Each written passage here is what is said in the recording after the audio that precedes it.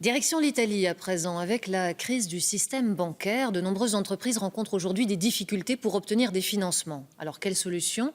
Des fabricants de parmesan se sont montrés créatifs en émettant des obligations garanties par leur fromage. Comment ça fonctionne? On voit ça avec Valérie Dupont. 365 jours par an, dès l'aube, ces artisans du parmesan répètent inlassablement les mêmes gestes. La partition de ce fromage est identique depuis le XIIe siècle. Seul ingrédient, du lait de vache et la manualité du casaro. Voici la phase la plus délicate. C'est la phase du premier assèchement du lait caillé. Vous voyez? Et si elle n'est pas bien faite, le fromage connaîtra des problèmes par la suite au cours de l'affinage. Dans chaque chaudière de cuivre, 1000 litres de lait se sont transformés en 2 fromages de 50 kg.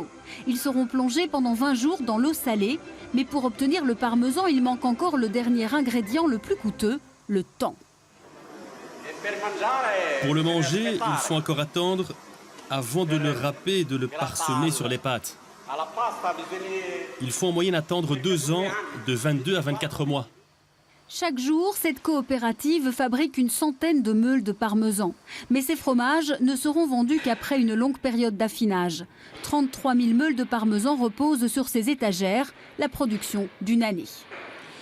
Nous appelons cet endroit le caveau, comme dans les banques, car ici, dans cet entrepôt, il y a des fromages pour une valeur de 10 millions d'euros. Un entrepôt rempli d'or jaune qui s'écroule le 20 mai 2012 lors du tremblement de terre. Il faut tout reconstruire. Peu après, les banques italiennes en crise exigent le remboursement des dettes. En 2016, l'entreprise a besoin de 6 millions d'euros. Un financier nous a alors proposé d'émettre nos propres obligations et de donner nos meules de parmesan en guise de garantie. Une partie des fromages que nous entreposons ici pendant l'affinage.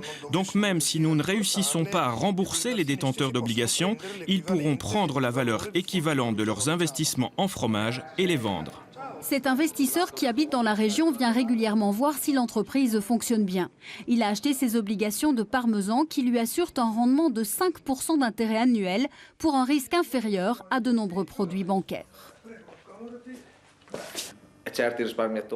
De nombreux investisseurs ont perdu leur argent à cause de montages financiers totalement exagérés.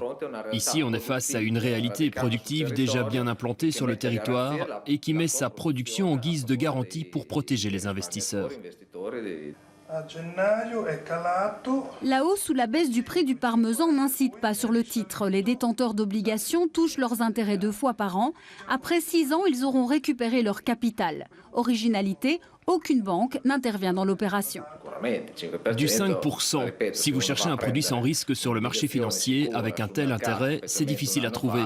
Quand je les ai achetés, on ne trouvait que des taux à 1 ou 2%. Il y a une belle différence.